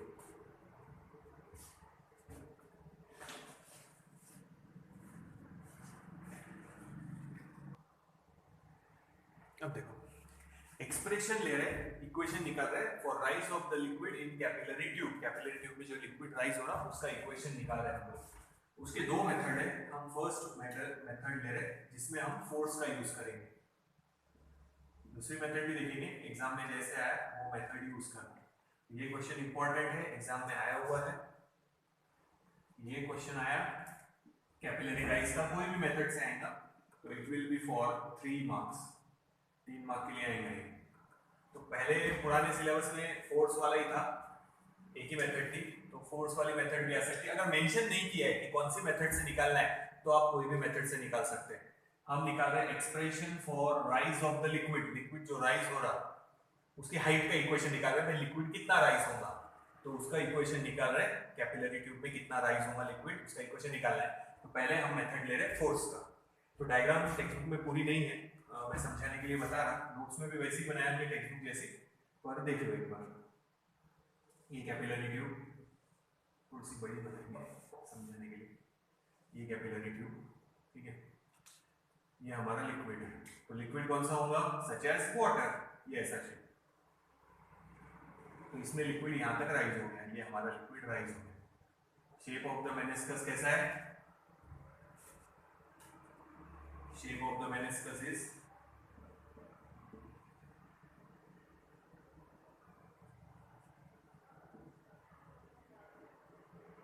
कॉनकेव, यानी थीटा है लेस देन 90 डिग्री, या हम बोल सकते हैं थीटा इज एक्यूट, ठीक है। तो यहां बनाएंगे हम लोग सरफेस टेंशन T, और यहाँ पे भी बनाएंगे surface tension T।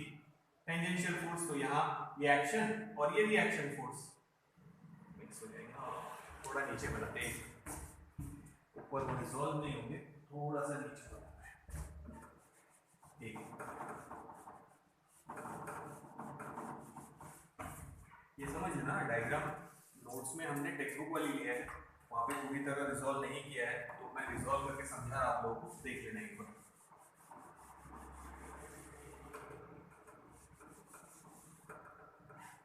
Text book वाली डायग्राम ही लिया है हमने नोट्स में भी, और समझ के करना, देखते हैं। देखो यहाँ ये हमारा कंटेनर, इसमें लिक्विड और इसमें डालेंगे तो कैपिलरी ट्यूब,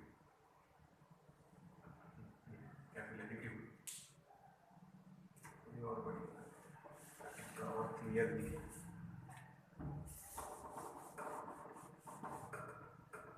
ये है हमारी कैपिलरी, ठीक है। ये लिक्विड, यहाँ लिक्विड राइज हुआ है। ये force due to surface tension, ठीक है। सॉलिड लिक्विड पे एक्ट करेगा और लिक्विड सॉलिड पे, तो इक्वल एंड अपोजिट निकाल रहे हैं इधर। So this is force due to surface tension. ये भी बोल सकते हैं या ये भी बोल सकते हैं। तो ये एंगल थीटा है एक्शन एंड रिएक्शन। एक फोर्स लिक्विड का मॉलिक्यूल पे सॉलिड के और एक सॉलिड का लिक्विड मॉलिक्यूल पे, इक्वल एंड अपोजिट। ये सरफेस टेंशन या ये, तो ये एंगल रहेगा थीटा। तो थीटा है हमारा एंगल ऑफ कांटेक्ट।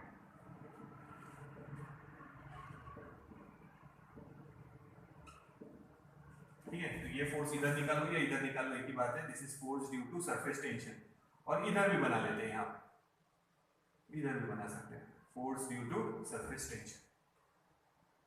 तो ये है समझो लिक्विड का सॉलिड पे, तो ये है सॉलिड का लिक्विड पे, एक दूसरे पे फोर्स एक्सर्ट कर रहा है, इक्वल एंड अपोजिट, ठीक है। Newton's third law. तो सरफेस टेंशन को दो कंपोनेंट में डिवाइड कर रहे हैं, ध्यान देना। ये एक कंपोनेंट आएगा Ft, इसके साथ थीटा है तो लिखेंगे cos थीटा, और दूसरा कंपोनेंट इधर आएगा, it is Ft sin theta. तो ये नोट्स में दिया नहीं है, ना टेक्स्ट बुक में दिया है, पर याद F को दो कंपोनेंट में डिवाइड किया है। ये है कंपोनेंट Ft cos थीटा और ये है कंपोनेंट Ft sin थीटा। यहाँ पे भी वैसे ही दो कंपोनेंट बनेंगे, तो ये कंपोनेंट आएगा Ft cos theta, again this component is Ft sin theta, समझना। और ये एंगल हुई थीटा। तो अब कैपिलरी ट्यूब अगर ऊपर से देखेंगे तो ऐसी गोल है, तो हमने एक पॉइंट ये लिया है, एक पॉइंट ये लिया है, ये और दो पॉइंट कंसीडर किए। तो ये है एक Ft sin थीटा और ये है एक Ft sin theta, equal and opposite. जब ये दो पॉइंट कंसीडर करेंगे तो यहाँ पे भी Ft sin थीटा कैंसिल, यहाँ पे, यहाँ पे, यहाँ पे, यहाँ पे, तो इसको ये कैंसिल कर देगा, इसको ये कैंसिल कर देगा, इसको ये कैंसिल कर देगा, तो Ft sin थीटा जो है they will cancel each other. तो एक ही फोर्स बचा है अब सरफेस टेंशन का, Ft cos थीटा। और ध्यान से देखो Ft cos थीटा कौन सी डायरेक्शन में है, अपवर्ड डायरेक्शन में है। तो ये वो फोर्स है Ft cos थीटा जो लिक्विड को ऊपर खींचने वाला है। तो हम फोर्स का रिलेशन ले रहे हैं ना, फोर्स के हिसाब से एक्सप्लेनेशन दे रहे हैं। तो ये है force due to surface tension जो सॉलिड और लिक्विड पे एक्ट हो रहा है। इधर बोलो या इधर, एक है सॉलिड का लिक्विड पे और एक लिक्विड का सॉलिड पे, दोनों इक्वल एंड अपोजिट। तो इधर बनाओ या इधर बनाओ, एक ही बात है। तो ये अपवर्ड डायरेक्शन में लिया है, इसको हटा देते हैं। तो ये एंगल थीटा है, तो ये भी एंगल थीटा है, तो यहां से एक बार इसको हटा देते हैं, मिक्स नहीं करेंगे इसको, ये हटा देते। तो this is force due to surface tension, जिसने लिक्विड को अपवर्ड डायरेक्शन में पुल करके रखा है। देखो ये अपवर्ड डायरेक्शन में पुल किया है, ठीक है। Ft force due to surface tension दो कंपोनेंट में डिवाइड, ये और ये और ये। तो आप जब ऊपर से टॉप व्यू दिखेंगे सर्कल का, तो Ft sin थीटा, इसने इसको कैंसिल कर दिया, इसने इसको, तो हमने ये दो पॉइंट कंसीडर किए, फिर ये दो पॉइंट कंसीडर करेंगे, फिर ये दो पॉइंट, फिर ये दो पॉइंट। तो जितने भी पॉइंट कंसीडर करेंगे Ft sin theta will cancel each other. अब एक ही फोर्स बचा है Ft cos थीटा, और कौन सी डायरेक्शन में, देखो अपवर्ड डायरेक्शन में है, अपवर्ड डायरेक्शन में। तो ये जो फोर्स है वो अपवर्ड डायरेक्शन में लिक्विड को पुल करेगा। तो टोटल अपवर्ड फोर्स क्या आएंगे, देखो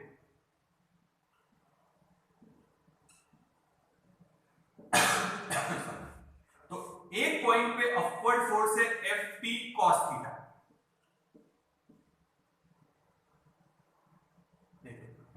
एक पॉइंट पे अपवर्ड फोर्स है Ft cos थीटा।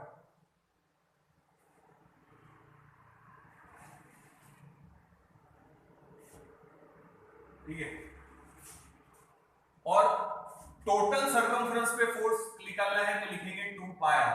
तो यहां हम T कर देंगे, सरफेस टेंशन का force T, force due to surface tension T cos theta. T is the force acting per unit length. तो टोटल लेंथ पे कितना फोर्स एक्ट होगा सरकमफ्रेंस उस ट्यूब का, तो इनटू कर दिया हमने 2 पाई r।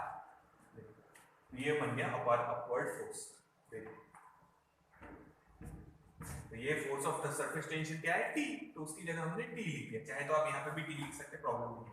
तो याद रखो, नोट्स में भी नहीं है, टेक्स्ट बुक में भी नहीं है, पर ये ft sin थीटा होंगे वहां पे, पर वो हर पॉइंट पे इसके अपोजिट में ये, जैसे इसके अपोजिट में ये है, इसके अपोजिट में ये है, इसके अपोजिट में ये, इसके अपोजिट में ये, सभी ft sin थीटा कैंसिल हो जाएंगे, बचे ft cos theta upward direction में। तो एक पॉइंट पे फोर्स है t cos थीटा, ऐसे सभी पॉइंट का फोर्स ऐड करना है, मतलब सरकमफ्रेंस, तो इनटू कर दिया 2 पाई, तो ये हो गया हमारा अपवर्ड फोर्स। अब यहां हम फोर्स के हिसाब से निकाल रहे हैं, ठीक है।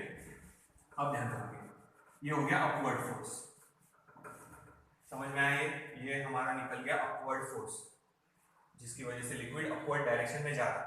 So this is our equation number 1, ये इंपॉर्टेंट है। ये हो गया हमारा इक्वेशन नंबर 1। कौन सा फोर्स निकला है? Upward force.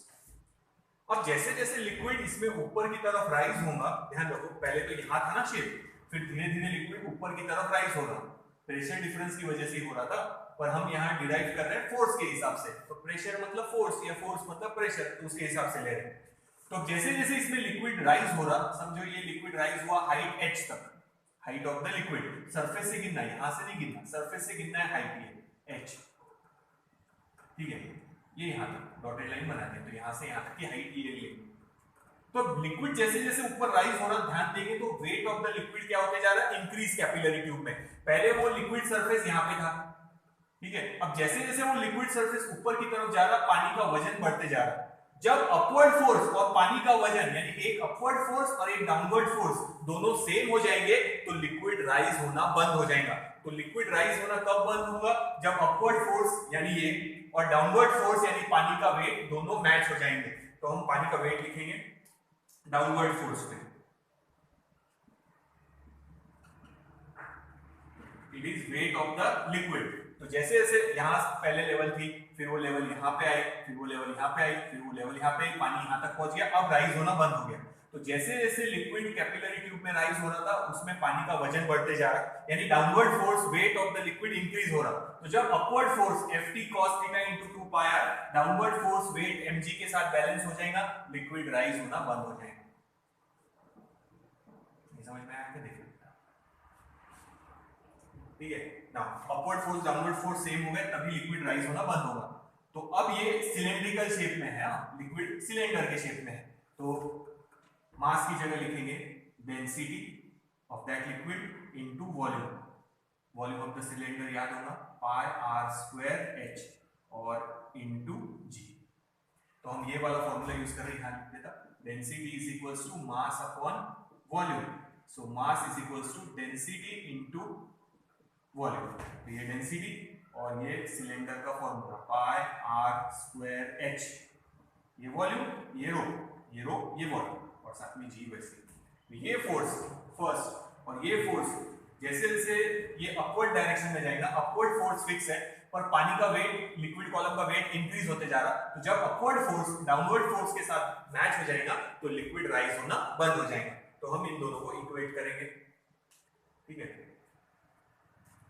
तो नेक्स्ट स्टेप में लिखना, मैं यही डाल रहा, upward force is equal to downward force, तो इसकी वैल्यू इसकी जगह डाल रहे हैं, ध्यान देना। आप लोगों ने नेक्स्ट स्टेप में करना t cos थीटा इनटू 2 पाई r, जो कैंसिल होगा वो कैंसिल कर दो, तो इधर बचा t, बचा है cos थीटा, बचा है साथ में 2, सामने लिख लेते, ठीक है। पाई इसके साथ कैंसिल, एक r कैंसिल, तो एक r बचेगा, तो ये बचा रो, पाई कैंसिल हो गया, एक बचा है r, एक बचा है h और एक बचा है g। तो कैंसिल होने के बाद ये बचेगा। तो हमने downward force is equals to upward force लिखा है, तो लिक्विड अपवर्ड फोर्स ये है नेट रिजल्ट में जो हमने यहाँ लिखा है। इसकी वजह से लिक्विड राइज होगा तब तक जब तक वो पानी के वेट को बैलेंस नहीं कर लेता। जब वो पानी के वेट को बैलेंस कर लेगा, राइज होना बंद, यानी इस फोर्स को इसके इक्वल लिखा है। तो ये अपवर्ड फोर्स, ये है डाउनवर्ड फोर्स। डाउनवर्ड फोर्स को कैसे रिप्लेस किया वो समझ गया, और इधर डाउनवर्ड फोर्स की जगह हमने अपवर्ड फोर्स का इक्वेशन डाल दिया। दोनों को इक्वेट ही करना था ना, इधर ये रखा है और इधर ये डाल दिया, दोनों को इक्वेट कर दिया। अब फाइनल आंसर मिल जाएगा हमारे को, हाइट का आंसर निकालना है ना, तो इसको हटा देते हैं, क्योंकि यहाँ लिख लेते फाइनल आंसर। हाँ, तो फाइनल आंसर क्या आएगा देखो, क्या आएगा, h वही रखना है, हाइट का इक्वेशन निकालना है, h is equals to twice t cos theta upon rho g और r, रो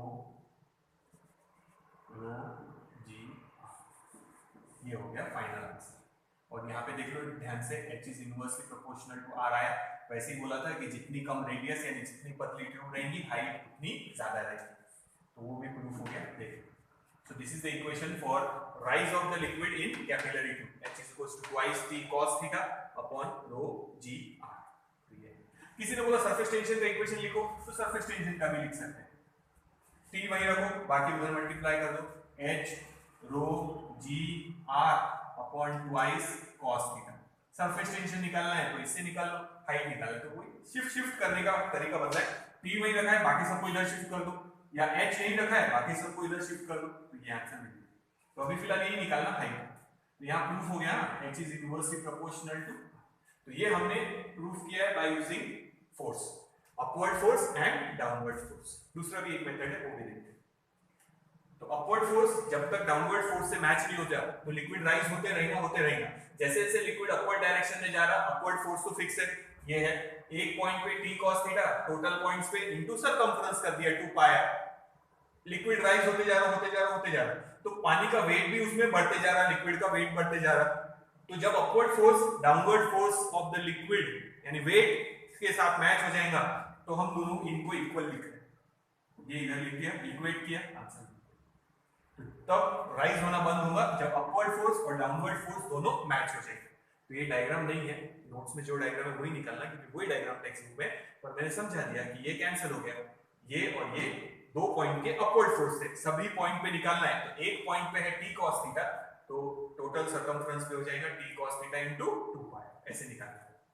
तो ये नोट डाउन कर लो एक बार, फिर सेकंड मेथड बताता हूं, यूजिंग प्रेशर डिफरेंस देंगे वो, तो ये नोट डाउन कर लो एक बार। अगर मेथड का नाम बोला तो जो मेथड का नाम बोलेंगे, फोर्स से बोलेंगे तो ये करना, प्रेशर डिफरेंस से बोलेंगे तो इसके बाद जो लिखेंगे वो करना। और अगर नहीं बोला है मेथड का नाम, सिर्फ इतना ही बोला है find the expression for rise of the liquid in capillary tube, तो आपकी इच्छा है, आप कोई भी मेथड से कर सकते हैं। पर ध्यान से पढ़ना, मेथड का नाम दिया है क्या, by using method of force बोला है या प्रेशर डिफरेंस, तो वो करना। तो ये फोर्स वाली मेथड हो गई, upward force t cos theta, एक पॉइंट पे 2 पॉइंट लिए आमने सामने के, तो ये t sin थीटा तो कैंसिल हो गए, t cos थीटा ऐड होंगे अपवर्ड डायरेक्शन में, तो एक पॉइंट पे t cos थीटा पूरे सरकमफ्रेंस पे into 2 pi. Downward force weight of the liquid, तो अपवर्ड फोर्स और downward force, upward force constant है, लिक्विड बढ़ते जा रहा है धीरे धीरे, पर डाउनवर्ड फोर्स जो वेट ऑफ द लिक्विड है वो इंक्रीज हो रहा है, ये कांस्टेंट है फोर्स अपवर्ड, पर डाउनवर्ड फोर्स इंक्रीज हो रहा। जब अपवर्ड फोर्स जो पानी को ऊपर खींच रहा और downward force weight of the liquid जब दोनों मैच हो जाएंगे, यहां हमने मैच किया है, तब लिक्विड राइज होना बंद हो जाएगा। And this is the formula, h is equals to twice t cos theta upon rho g r, where t is the surface tension between solid and liquid, theta is the angle of contact। अगर water बोला numerical में, अगर water बोला तो 0 ही लेना, pure water ही consider करेंगे। अगर उन्होंने वाटर बोला और एंगल ऑफ कांटेक्ट दिया नहीं है न्यूमेरिकल में, तो हम 0 ही कंसीडर करेंगे, थीटा की वैल्यू 0 लेंगे, cos 0 की वैल्यू 1 हो जाएगी। अगर वाटर बोला है और एंगल ऑफ कांटेक्ट दिया नहीं है, तो हम प्योर वाटर कंसीडर करेंगे और थीटा 0 लेंगे। और rho density of water, g तो पता ही acceleration due to gravity, r is the radius of that tube यानी कैपिलरी ट्यूब। ये होगी एक मेथड। दूसरी मेथड से लेते हैं, प्रेशर डिफरेंस वाली मेथड से लेंगे अब।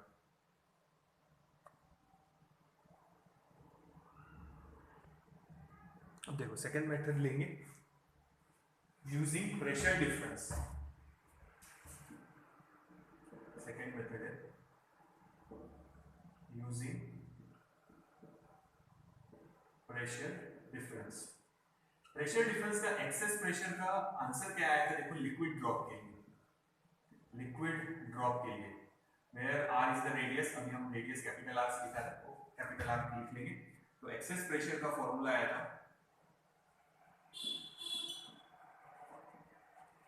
क्या था, लिक्विड ड्रॉप के लिए twice t upon r, small r से डिनोट करेंगे तो स्मॉल r, कैपिटल R से डिनोट करेंगे तो कैपिटल R।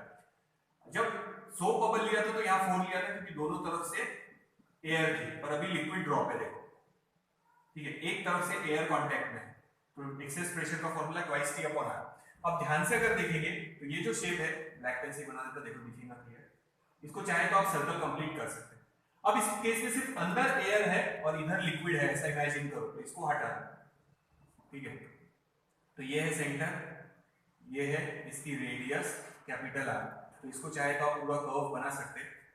तो एक तरफ एयर है, एक तरफ लिक्विड, जैसे जैसे लिक्विड ड्रॉप में था, अंदर लिक्विड था, बाहर एयर था।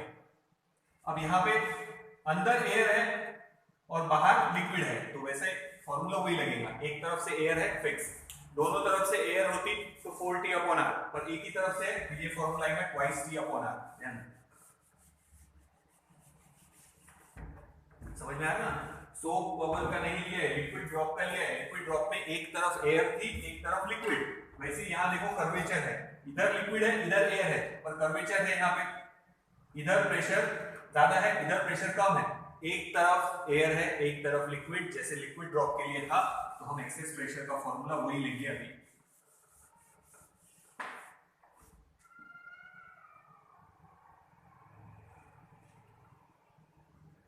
एक्सेस प्रेशर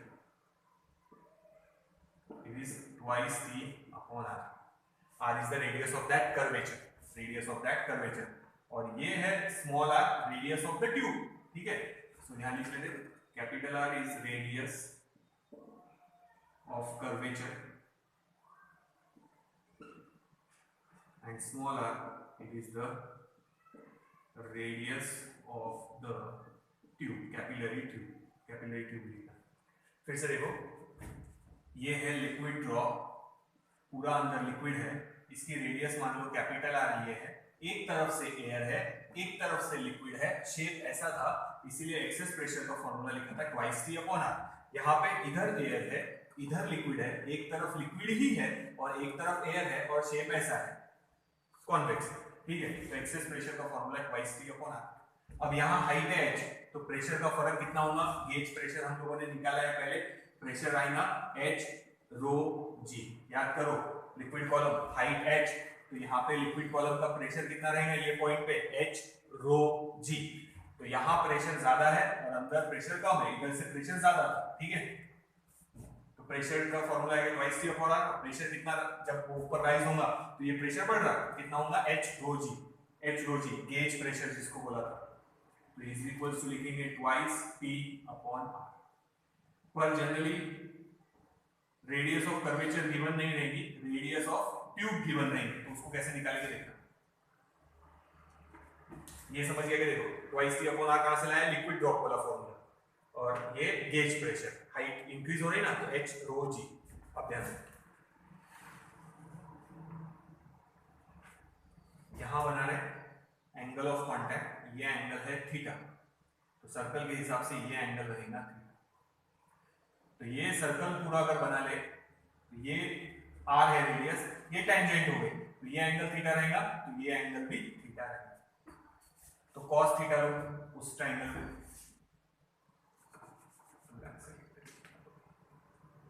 यहां लिख देता हूं, ठीक है। लिक्विड ड्रॉप का फॉर्मूला लगाया, ध्यान रखना, cos theta it is adjacent यानी r अपॉन हाइपोटेनियस, ये 90 degree upon capital R। So capital R is equals to small r upon cos theta. ये वैल्यू सब्स्टिट्यूट करो, कैपिटल R की जगह आएगा substitution h rho g is equals to twice t upon capital R की जगह small r upon में cos theta, वो cos theta ऊपर आ गया, तो h वही रखेंगे, बाकी उधर ट्रांसफर कर दो। सो h क्योंकि राइज ऑफ द लिक्विड निकाल रहे, h is equals to twice t cos theta, ये वही रखे, ये बाकी इधर ट्रांसफर, रो g और r, देखो वही फॉर्मूला आ गया जो इसके पहले डिराइव किया था। तो वो हमने डिराइव किया था by using the equation for force, force के हिसाब से। अब हमने प्रेशर के हिसाब से किया है, तो इधर शेप ऑफ द मेनिस्कस है कॉनकेव, तो इधर से प्रेशर ज्यादा है, और कितना ज्यादा होगा वो फॉर्मूला है ट्वाइस टी अपॉन आर, और इसके इक्वल लिया है gauge pressure h rho g। तो ट्वाइस टी अपॉन आर क्यों लिया? क्योंकि एक तरफ से एयर है, एक तरफ से लिक्विड है, जैसे था लिक्विड ड्रॉप के लिए। तो लिक्विड ड्रॉप के लिए फॉर्मूला डिराइव किया है, इसीलिए वो इक्वेशन हम लोगों ने कंसीडर किया है। तो ये आ गया कर्वेचर, यहाँ प्रेशर ज्यादा है, कितना ज्यादा है? ट्वाइस टी अपॉन आर, और यहाँ पे प्रेशर मैच हो जाएगा। गेज प्रेशर के साथ कितना h रो g। तो जब यहां का प्रेशर और यहां का प्रेशर ये h रो g मैच हो जाएगा तो लिक्विड राइज होना बंद हो जाएगा। तो यहां का pressure excess twice T upon R liquid drop वाला जब यहां के प्रेशर के साथ मैच हो जाएगा, पहले तो कर्व यही था ना, तो लिक्विड धीरे धीरे ऊपर गया, यानी यहां का प्रेशर बढ़ते जा रहा है। जब यहां का प्रेशर और यहां एक्सटर्नल प्रेशर दोनों मैच हो जाएंगे तो फिर h rho g gauge pressure और यहां का pressure twice T upon R, दोनों को मैच करो। रेडियस ऑफ कर्वेचर गिवन नहीं रहेगी, रेडियस ऑफ ट्यूब गिवन रहेगी, तो ये एंगल थीटा है, ये एंगल थीटा है, तो cos थीटा लिया एडजेसेंट अपॉन ये हाइपोटेनियस, ये 90 डिग्री है, कैपिटल आर की वैल्यू सब्स्टिट्यूट कर दो। तो जिस मेथड से पूछा उस मेथड से कर, तो ये हमारी सेकंड मेथड होगी। तो यहाँ पे हमारा सेकंड पार्ट कंप्लीट हो गया सरफेस टेंशन वाला। अब हम लेंगे नेक्स्ट वीडियो में थर्ड पार्ट शुरू करेंगे, हाइड्रोडायनामिक्स, फ्लूइड्स इन मोशन। तो ये ध्यान रखना, यहाँ का प्रेशर हमने लिक्विड ड्रॉप कर लिया है ट्वाइस टी अपॉन आर और यहाँ का प्रेशर लिया है h रो g, दोनों सेम, तो लिक्विड राइज होना बंद हो जाएगा। पहले तो यहाँ बनाएंगे ना कर्व, ये ऐसा कर्व यहाँ था, तो यहाँ प्रेशर ज्यादा है, कितना है twice T upon R, liquid rise होगा तो यहाँ पे भी प्रेशर बढ़ जाएगा। जब यहाँ का प्रेशर इस h रो g के साथ मैच हो जाएगा, लिक्विड राइज होना बंद हो जाएगा। तो h rho g twice T upon R, दोनों मैच, सिर्फ इक्वेट करना है। सिर्फ ये याद रखो, ये रेडियस ऑफ कर्वेचर है, पर हमको रेडियस ऑफ ट्यूब चाहिए, तो हमने यहाँ cos थीटा लगा के वो आंसर निकाला है, उतना सब्स्टिट्यूशन प्रॉपर करना है। तो एक बार लिख के देख लेना, अगर हो गया तो फिर कोई प्रॉब्लम नहीं जाएगी।